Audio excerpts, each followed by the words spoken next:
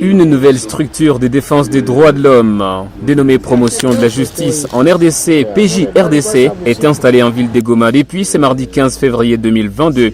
La promotion de la justice en RDC, ayant été créée depuis la province de l'Atchopo à Kisangani, s'engage dans la défense des droits humains et la promotion de la liberté.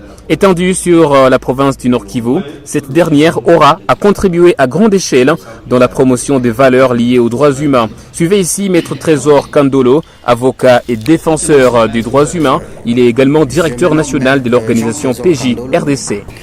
La vision de la PJ-RDC, c'est rêver d'un Congo équitable.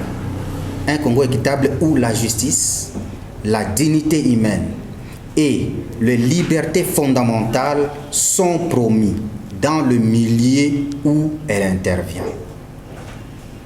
Tout cela dans une mission de promouvoir les droits fondamentaux dans le but de garantir l'accès à la justice pour tous, la paix, la bonne gouvernance et le respect des droits humains pour la consolidation d'un état de droit en République démocratique du Congo. Et la PJ-RDC s'était fixé des objectifs. Des objectifs qui consistent à promouvoir et à protéger les droits fondamentaux, les droits et libertés fondamentaux dans notre pays. Nous savons très bien que les droits et libertés fondamentaux sont garantis dans notre Constitution. Alors, il faut les promouvoir. Ça ne sert à rien de les en avoir dans la Constitution. Également, il faut les promouvoir. Et la PJ-RDC s'était assignée comme objectif de les promouvoir au sein de la population.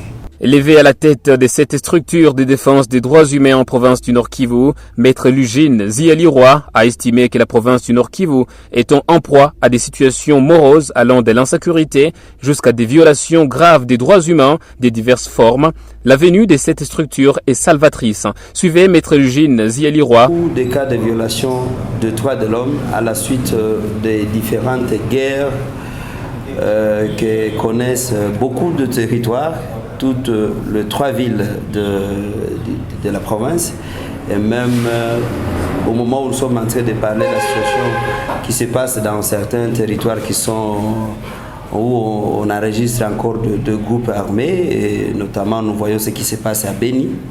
C'est des situations qui sont déplorables et qui portent atteinte aux droits humains.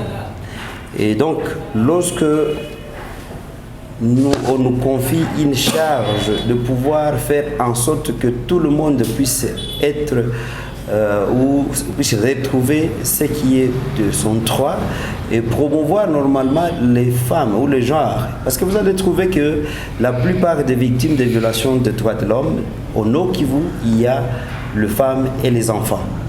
Il y a également des personnes vulnérables qui n'ont pas l'accès à la justice tout simplement parce qu'ils n'ont pas de moyens. Mais cette structure, comme vous l'avez entendu, bien qu'elle soit constituée par de personnes ou de jeunes également, il y a des avocats, il y a tout ce qu'il y a comme auxiliaire de la justice et d'autres partenaires qui puissent accompagner les victimes de ces violations des droits de l'homme pour qu'elles soient installées ou rétablies dans leurs droits.